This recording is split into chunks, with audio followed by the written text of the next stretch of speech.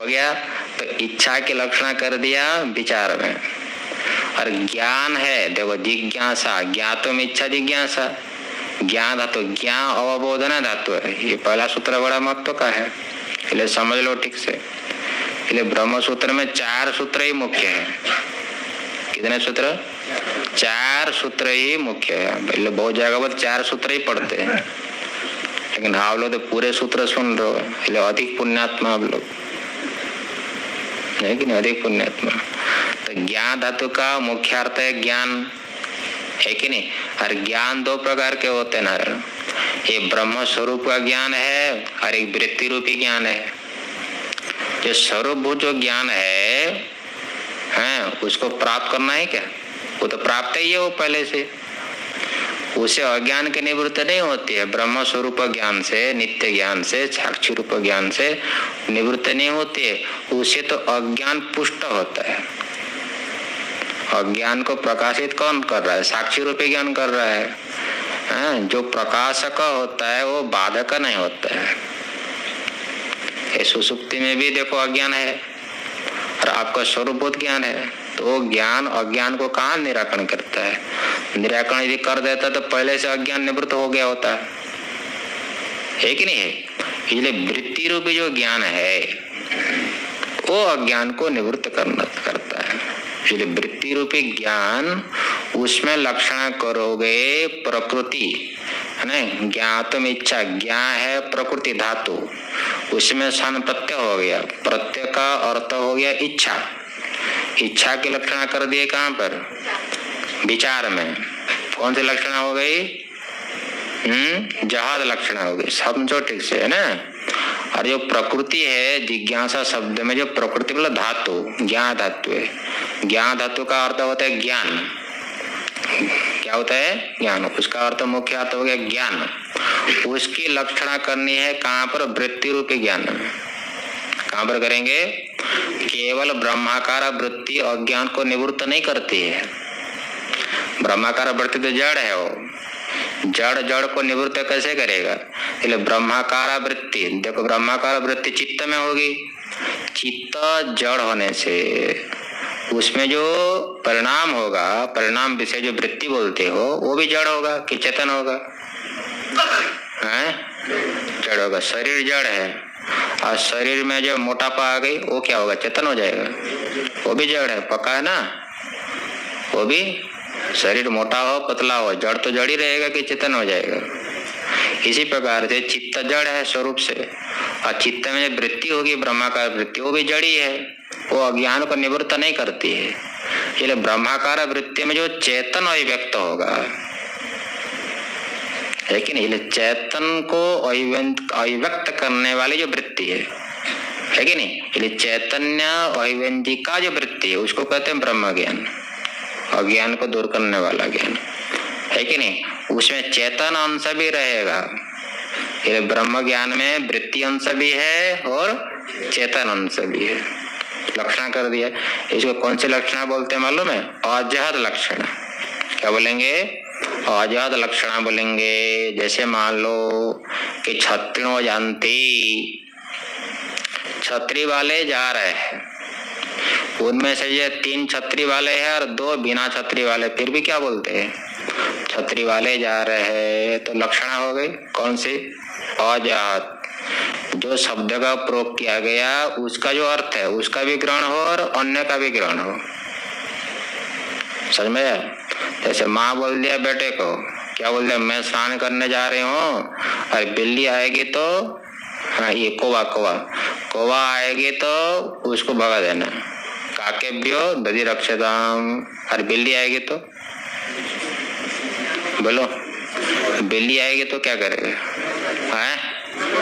हाँ, इसी प्रकार से जैसे कह दिया प्रपंच मिथ्या है, जागृत का पदार्थ मिथ्या है, जो सामने दिखाई दे रहा पदार्थ मिथ्या है, दृश्य होना चाहिए सपनों की तरह, है कि नहीं? तो किसको छोड़ देंगे? हाँ, यहाँ के पदार्थ मिथ्या है कि ब्रह्मलोक का पदार्थ मिथ्या है? मर्त्यलोक का पदार्थ मिथ्या है दृश्य होने से स्वप्न की तरह। तो किसको छोड़ देंगे? स्वर्ग को छोड़ेंगे कि ब्रह्मलोक को छोड़ेंगे? किसको छोड़ेंगे? सबको छोड़ेंगे ना? हाँ, नहीं तो इसको पकड़ेंगे उसको छोड़ देंगे। ऐसा नहीं होता। दृश्यत्वावच्छिन्न जितने भी है सब मिथ्या है, चाहे स्वप्न हो चाहे जागृत हो। इसको कहते हैं अजल लक्षण। इसलिए ज्ञान शब्द का जो अर्थ है ज्ञान, उसकी लक्षण कहाँ पर कर दिया? मैं ब्रह्माकारा वृत्ति विशिष्ट चेतन में कर दिया। उसको बोलते हैं अज्ञान निवृत्त ज्ञान। उस ज्ञान के लिए उसको बोलते फलीभूत ज्ञान। ज्ञान से नित्य ज्ञान नहीं, फलीभूत ज्ञान, विचार करने पर जो ज्ञान अभिव्यक्त होता है। फलीभूत ज्ञान के लिए इच्छाजन्य विचार। लेकिन यहाँ पर कर्तव्य पद का अध्ययन कर लो, कर्तव्य। ब्रह्म जिज्ञासा के बाद अध्ययन कर लो कर्तव्य। फलीभूत ब्रह्म ज्ञानाय इच्छाजन्य विचार श्रवण मनन निध्यासन करना चाहिए। एक शब्द का अर्थ हुआ, ब्रह्म जिज्ञासा शब्द का अर्थ हुआ, ठीक। लेकिन पहला शब्द है ये ब्रह्म जिज्ञासा जो है विचार कौन कर सकता है? बोले अधिकारी हो तो करेगा, है कि नहीं? इसमें 3 वर्णक है ना, 3 वर्णक, प्रथम वर्णक, द्वितीय वर्णक, तीसरा वर्णक में, ठीक है ना? तीसरा वर्णक में संदेह हो रहा था किसको लेकर मालूम है? अधिकारी को लेकर। किसको लेकर के? अधिकारी। भाई ब्रह्म विचार का कोई अधिकारी हो तो ना ब्रह्म विचार कर सकते हो। अब ब्रह्म विचार नहीं कर सकते तो विचार के लिए शास्त्र का आरंभ क्यों करना है कि नहीं? ये तीसरे वर्णक में अधिकारी का निर्णय हो रहा है कि अथ शब्द से। अथ शब्द, तो अथ शब्द होता है अनंतर्यार्थ, ये कहते हैं अनंतर अर्थ वाला होता है अथ शब्द। भगवान भाष्य का लिखते हैं न अधिकार अर्थ, आरंभ नहीं होगा, आरंभ यहाँ पर नहीं होगा। जैसे कह दिया अथ योगानुशासनम, है कि नहीं? वहां पर अथ शब्द या अथ शब्द का अर्थ क्या है? वहां पर आरंभ। और यहाँ पर जो है ना ब्रह्म जिज्ञासा आरंभ नहीं होती है, आरंभ हो ही जाता है। हो गया ना, चित्त शुद्ध हो गया, आपके अंदर मुमुक्षत्व आदि है तो विचार हो ही जाता है वो, है ना? अच्छा, वो इसलिए आरंभ भी नहीं होगा। और मंगल कर दो भाई, बिना मंगलाचरण से ब्रह्म सूत्र कैसे आरंभ करोगे? मंगल अर्थ कर लो, मंगल अर्थ भी यहाँ पर नहीं है। अरे भाई अत शब्द का उच्चारण करने मात्र से मंगल हो जाएगा, है कि नहीं? अत शब्द को सुनने मात्र से मंगल हो जाएगा। ओंकार चाद शब्द दावे तो ब्राह्मण पुरा कंठ भित्ता विनिर्यातो तस्मन मांगलिका, वो पाठ आप लोग रोज करते हो। इसलिए दूसरे के प्रयोजन के लिए आया गया पदार्थ दूसरे के लिए भी हो जाता है। हो जाता है, कैसे हो जाता है? सुनो, जैसे यहाँ पर कहते हैं जैसे कोई मैया है सर पर जो है घड़े में जल ला रही है, किसके लिए? नहाने के लिए, पीने के लिए जल ला रही हो, है कि नहीं? जल पीने के लिए ला रही हो, लेकिन आप उसको देख ली घड़े को, तो आपका मंगल हो गया कि नहीं हो गया? हो गया।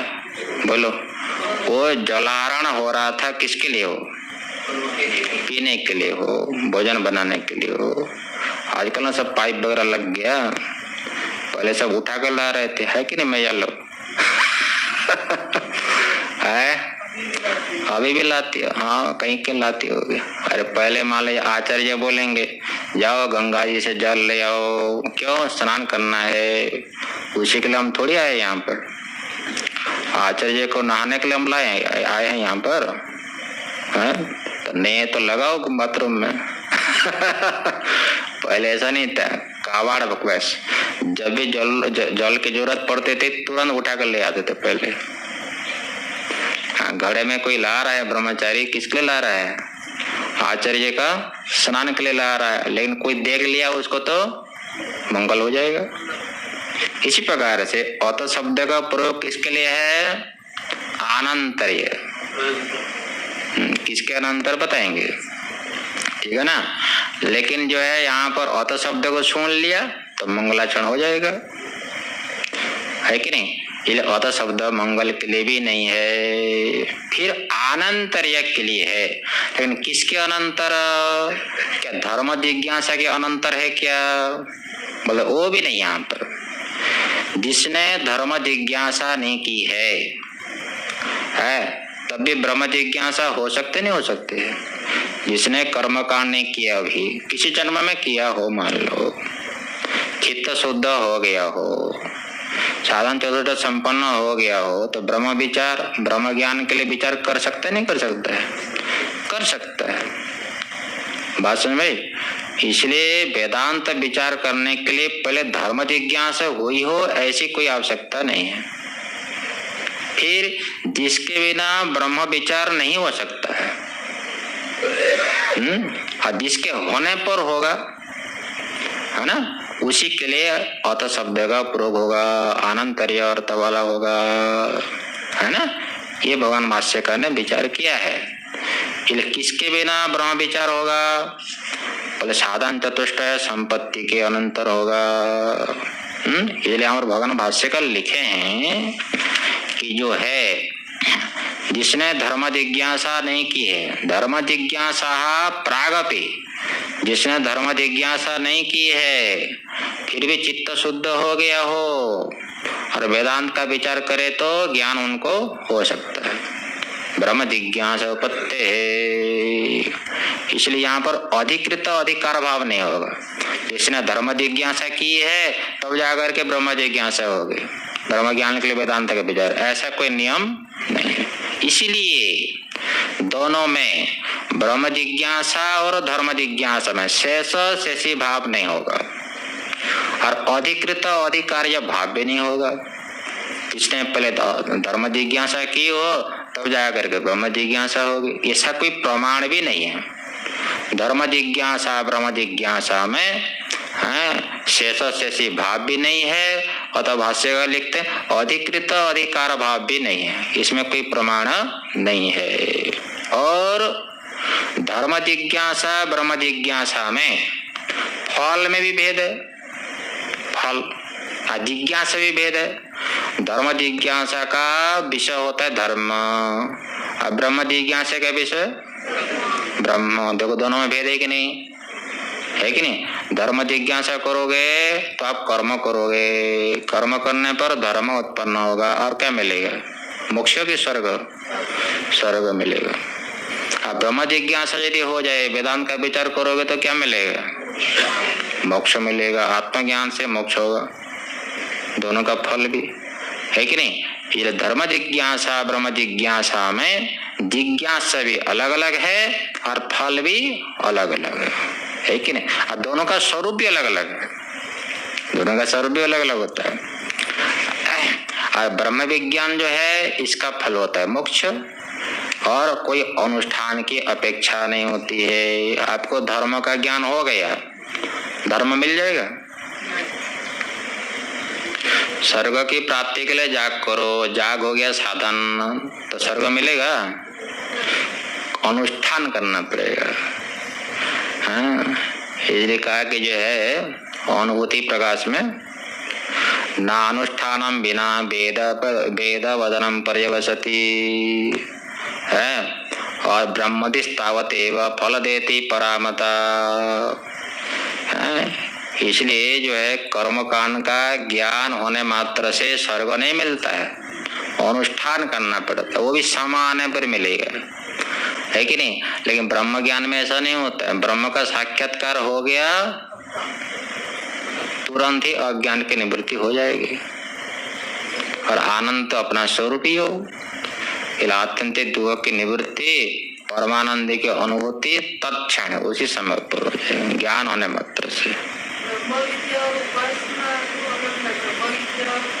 ब्रह्म विद्या करने से ब्रह्म के दृढ़ अपरोक्ष ज्ञान को लेना है, बाकी ज्ञान को नहीं लेना। यहाँ पर दृढ़ अपरोक्ष ज्ञान है, यही साक्षात्कार है, समझ में कि नहीं। चलो फिर चलिए यहाँ पर लिखे अवगति पर्यंत, भगवान भाष्य का लिखेंगे अवगति पर्यंत ज्ञान होना चाहिए। दूसरा नहीं यहाँ पर। साक्षात्कारात्मक ज्ञान पर्यंत वेदांत विचार करना है। वेदांत विचार जैसे रोटी खाते हैं आप लोग, कब तक खाते हैं रोटी?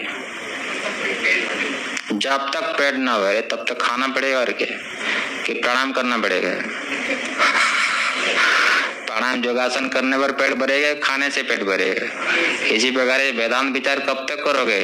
अवगति पर्यंत, मतलब साक्षात्कार पर्यंत वेदांत विचार करना पड़ेगा, तो जा करके जो है मोक्ष होगा। ठीक है, हाँ ऐसा है। तो अत शब्द का अर्थ हो गया साधन चतुष्ट संपत्ति के अनंतर, ये अत शब्द से लेना है। और साधन चतुष्ट संपत्ति आप लोग जानते हो नारायण कि नित्य वस्तु विवेक पहला होता है। नित्य वस्तु विवेक, नित्य क्या है अनित्य क्या है, ऐसे यदि ज्ञान हो जाए तो मोक्ष तो हो ही जाएगा। फिर तो वैरागी की क्या आवश्यकता है? नित्य हो गया ब्रह्म, बराबर है कि नहीं? और वही तो आत्मा है। और बाकी संसार क्या है? अनित्य। नित्य वस्तु का यदि ज्ञान हो जाए तब तो मोक्ष तो हो ही जाएगा। फिर वैराग्य क्या करना है? फिर ज्ञान से यदि मोक्ष हो गया तो वैराग्य का कोई प्रयोजन है? तो व्यर्थ हो गया। फिर वैराग्य है, समाधि साधन संपत्ति है, मुमुक्षुत्व तो किस काम का है? ज्ञान से तो अज्ञान की निवृत्ति हो गई। इसलिए यहाँ पर सामान्य ज्ञान को लो, विशेष ज्ञान को नहीं लेना चाहिए। सामान्य रूप से पहले ज्ञान हो जाए कि सारा अनात्म पदार्थ ये होता है क्या? अनित्य। और आत्मा ही क्या है? नित्य। ऐसा सामान्य ज्ञान हो जाए, सामान्य ज्ञान होने मात्र से संसार से दोष दर्शन हो जाएगा।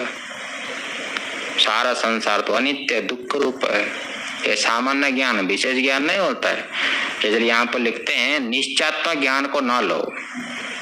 ठीक है नारायण? देह इंद्रियादि घटपट आदि सब कुछ क्या है? अनित्य, सामान्य ज्ञान हो जाए। और आत्मा क्या है? नित्य है। ऐसे सामान्य ज्ञान हो जाए, है कि नहीं? इसलिए नित्य और अनित्य में जो रहने वाला है उसको कहते हैं नित्यानित्य वस्तु। इसलिए नित्यानित्योर वस्तु इति नित्यानित्य वस्तु, दो प्रकार अर्थ होता है। नित्य अनित्य वही वस्तु है, पदार्थ। अनात्मा हो गया शरीर आदि, ये अनित्य है। और आत्मा नित्य है। इसलिए नित्य और अनित्य वस्तु, अथवा दूसरा अर्थ होता है नित्य अनित्य। नित्य में वस्तु मतलब धर्म, इसलिए बसती इति वस्तु। आत्मा हो गया नित्य, आत्मा में क्या धर्म रहेगा? नित्यत्व। अनित्य अनात्मा, उसमें क्या धर्म रहेगा? अनित्यत्व। धर्म हो गया नित्यत्व अनित्यत्व।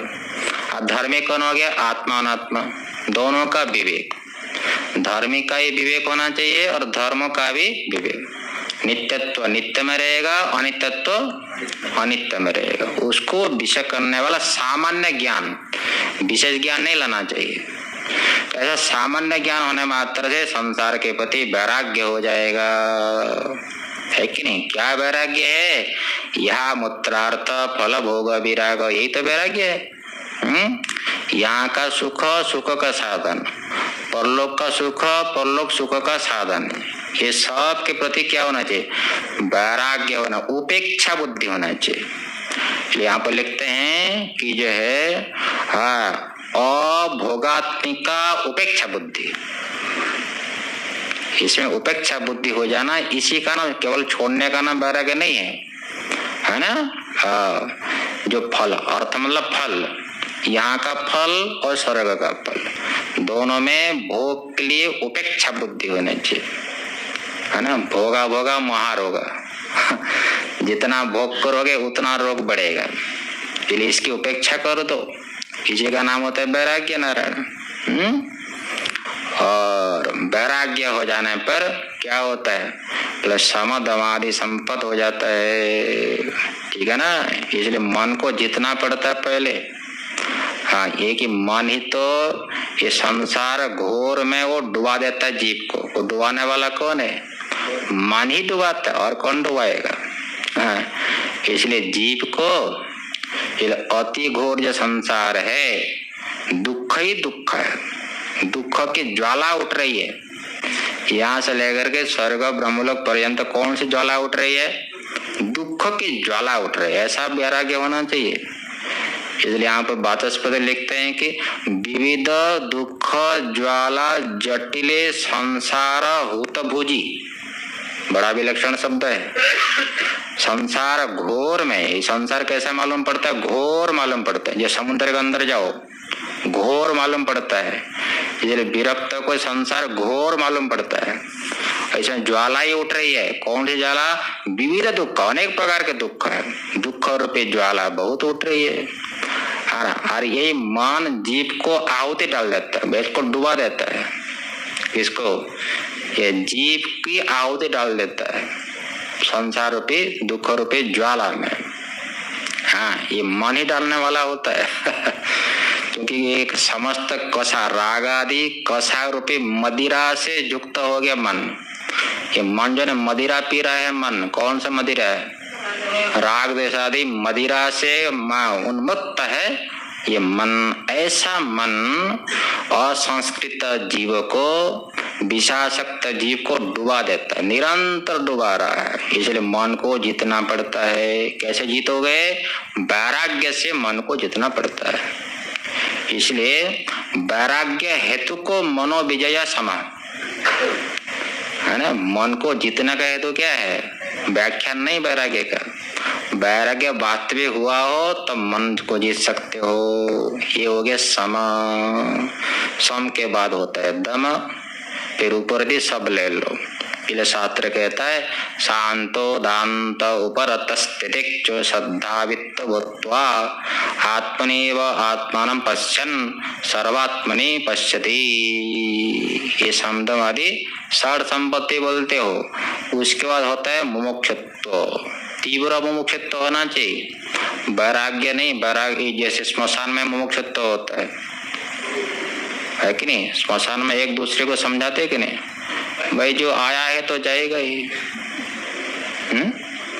श्मशान में समझाते ना वेदांत, जो आया है तो जाएगा, इसमें क्यों रोना है? और जो समझा रहा है वही आकर के फिर रोएगा। और जो पहले जो रो रहा था वो समझाएगा। संसार में तो ऐसे करना पड़ता है ना।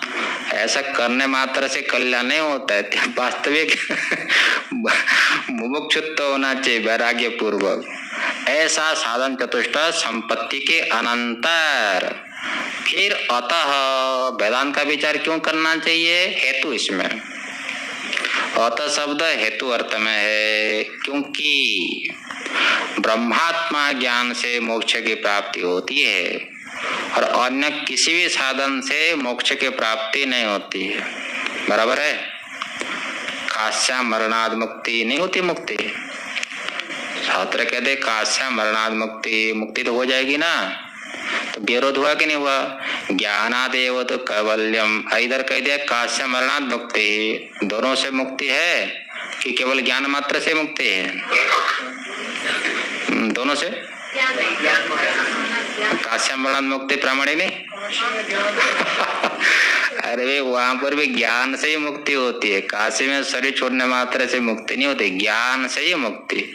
चाहे काशी में छोड़ो या कहीं भी छोड़ो, चाहे ब्रह्मलोक जाओ विष्णु ले जाओ, ज्ञान के बिना मुक्ति नहीं हो सकती। इसलिए कोई विरोध नहीं होता है। ठीक है?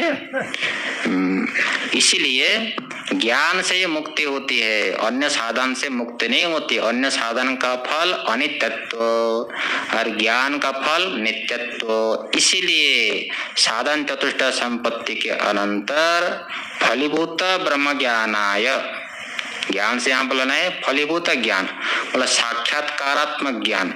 फलीभूत ब्रह्म ज्ञानाय इच्छाजन्य विचार कर्तव्य, विविधिशा पूर्वक जो श्रवण निध्यासन है उसको करना चाहिए। इसीलिए वेदांत शास्त्र का विचार आरंभणीय है। ये प्रथम अधिकरण होता है। आगे द्वितीय अधिकरण का विचार करेंगे। ओम शांति शांति शांति। मेरे प्यारे दोस्तों, आपका श्रवण करने का बहुत बहुत धन्यवाद। सभी के मंगल की कामना करते हुए यहीं विश्राम देते हैं। पुनः भेंट होगी। ज्ञान यज्ञ आप श्रवण करते रहिए। आपके श्रवण करने की प्रेरणा से ही हमें और प्रेरणा मिलती है कि हम लगातार हम भी श्रवण करें और आपको भी श्रवण कराएं। पुनः पुनः सभी के मंगल की कामना करते हुए यहीं विश्राम देते हैं। बहुत बहुत धन्यवाद आपका। का विचार करेंगे। ओम शांति शांति शांति। ओम।